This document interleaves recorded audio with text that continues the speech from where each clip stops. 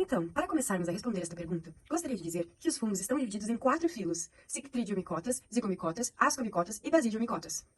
Vamos começar com os zigomicotas. Bom, são popularmente conhecidos como mofo. E sabe aqueles bolores do pão? Sim, é este fungo. Eles também são decompositores. Decompõem cadáveres, plantas mortas. Têm extrema importância na ciclagem da matéria, porém também podem ser parasitas, como o exemplo dos bolores. A tartaruga veio nos contar que os ascomicotas são encontrados em ambientes marinhos de água doce ou terrestre. Eles possuem um saco, ou asco, por isso ascomicotas, onde formam-se os esporos na reprodução sexuada. Aqui nesta imagem, nós conseguimos ver mais ou menos como funciona esse ciclo, e essa característica é bem específica deste filo. Bom, eles também são responsáveis pela produção do levedo da cerveja. É isso aí mesmo, só faltou o pagode. Importantes, então, na alimentação, na indústria alimentícia. E também eles são responsáveis pelo levedo do fermento de pães, bolos e etc. Os basidiomicotas têm uma estrutura responsável pela produção de esporos, os basídios. Aqui vocês podem observar como funciona mais ou menos a estrutura de um basidiomicota. Um exemplo de basidiomicota é a orelha de pau, que geralmente fica grudada nos troncos das árvores. E um fato muito curioso é que o medicamento mais importante no século XX é a penicilina, que é produzida a partir de um fungo basidiomicota. Essa foi a descoberta mais inovadora do século XX e alcançou o avanço da medicina em muitos tratamentos. Apesar de, por último, os citridiomicotas é o grupo mais primitivo. Seus esporos são flagelos, como vocês podem perceber nesta imagem. Vivem da decomposição de matéria orgânica. O seu ambiente é aquático ou em sólidos úmidos. E um fato curioso é que os citridiomicotas são responsáveis pelo declínio de 15% da população de anfíbios no Brasil. Coitado dos sapinhos. Bom, vamos falar um pouco dos protistas agora. Traga um pouco das características gerais. Este grupo é composto por protozoários e algas. As algas, tanto uni quanto pluricelulares, e seres autótrofos. Os protozoários são microscópicos e seres heterotrófos. Bom, eu gostaria de ressaltar por aqui que as algas unicelulares geralmente têm sua substância reserva como o paramilo, e também que na ausência de luz, algumas se tornam heterotróficas. Com relação às algas, gostaria de destacar um fator, a maré vermelha, que é causada por algas que liberam dinoflagelados, que por sua vez liberam toxinas, e essas toxinas são letais para peixes e vertebrados no ambiente aquático. E a ingestão do ser humano causa lesões, paralisias. Mas se vamos falar de importância para o meio ambiente, é fundamental entender a cadeia alimentar, pois os plânctons que fazem parte dos protistas são a base da cadeia alimentar. Como vocês podem perceber nesta imagem, planta de fundo, caramujo, lambari, peixe maior até chegar na garça. E tudo começa nos plânctons. As variedades de algas dentro dos protistas são imensas. Aqui anotei o nome de algumas, inclusive as ginófitas, que são responsáveis pela maré vermelha. É importante para a saúde pública conhecermos essa doença e o seu ciclo, pois assim evitamos desde o princípio que ela se espalhe, através de telas e inseticidas, para que o mosquito não chegue até a pessoa infectada, quebrando assim o ciclo. Agora vamos falar do tripanossoma, ou da doença de Chagas. A doença de Chagas, a sua transmissão é através dos barbeiros, que quando picam, ao mesmo tempo defecam, e através das suas fezes, formam as feridas no ser humano. Através das fezes, eles se reproduzem assexuadamente dentro do corpo humano e multiplicam-se. E assim, no estágio final, invadem as células, causando lesões no coração e insuficiência cardíaca. Aqui nós temos a imagem do coração de Chagas, onde podemos observar o tamanho que ele fica ao final da doença, que ele pode ficar, né? Como dito anteriormente, pode-se evitar essa doença através de telas e inseticidas, para que o barbeiro não tenha contato com o ser humano. Agora eu vou falar de outras doenças. A leishmaniose também é transmitida através de um mosquito, então hashtag tela na janela. Geralmente elas têm um hospedeiro, que é um animal. E a giardíase é transmitida através de alimentos mal lavados e falta de higiene.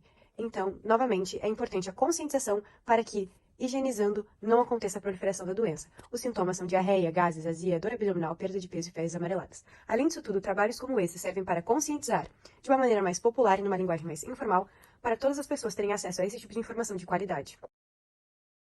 Então, sobre a descoberta da corrente elétrica, nós temos dois principais nomes, que são Tales de Mileto e Nikola Tesla. Tales de Mileto, ao esfregar um âmbar a um pedaço de pele de carneiro, observou que os pedaços de palha e fragmentos de madeira começaram a ser atraídos pelo âmbar. Então ele deu início ao estudo da eletricidade, que foi desenvolvido e aperfeiçoado com a contribuição de muitos outros cientistas. E outro cientista que teve uma contribuição muito importante no aperfeiçoamento da eletricidade foi o Nikola Tesla. Ele defendeu o ídolo de corrente alternada, que ampliou a potência de transmissão elétrica, e o sistema que ele desenvolveu permitiu que a energia elétrica produzida pudesse viajar por longas distâncias. Agora a respeito da primeira e da segunda lei de Ohm no nosso dia a dia. Quase tudo no nosso dia a dia depende da energia elétrica. Tomar banho no chuveiro, carregar um celular, ligar a televisão, acender uma luz, cozinhar usando eletrodomésticos, entre outros. O chuveiro elétrico, a primeira lei. A resistência utilizada para aquecer a água do chuveiro possui um valor constante. E na segunda lei, quando maior for a temperatura do chuveiro, menor será o comprimento da resistência ligada. A segunda lei de Ohm é usada para calcular a resistência elétrica ou a resistividade de um material. Ela pode ser aplicada em vários equipamentos modernos, como o chuveiro elétrico, e essa é a forma utilizada para calcular a segunda lei. As leis de Ohm foram conclusões propostas em 1827 pelo físico alemão Georg Simon Ohm. A primeira lei de Ohm estabelece que a diferença de potencial entre dois pontos e a corrente elétrica entre eles são diretamente proporcionais em um circuito com um resistor ômico, constante. Então aqui a gente tem a fórmula para calcular a primeira lei de Ohm. Então agora nós vamos falar sobre a energia elétrica e a energia térmica. A energia térmica é a quantidade de energia contida em algum sistema exclusivamente pelo efeito de sua temperatura. Já a energia elétrica é a capacidade de trabalho de uma corrente elétrica. Então aqui, quando uma corrente elétrica percorre um condutor, os elétrons em seu movimento interagem com as partículas constituintes desse material. E com isso, os átomos aumentam seu grau de agitação, fazendo com que a temperatura aumente. E aqui nós temos alguns exemplos de onde esse efeito é utilizado. Nós temos o chuveiro, o ferro elétrico e a estufa elétrica. Característica dos compostos orgânicos. Vamos começar com a solubilidade. É uma propriedade que se relaciona com a polaridade da molécula orgânica. E os compostos orgânicos eles podem ser apolares ou polares. Então, vamos começar.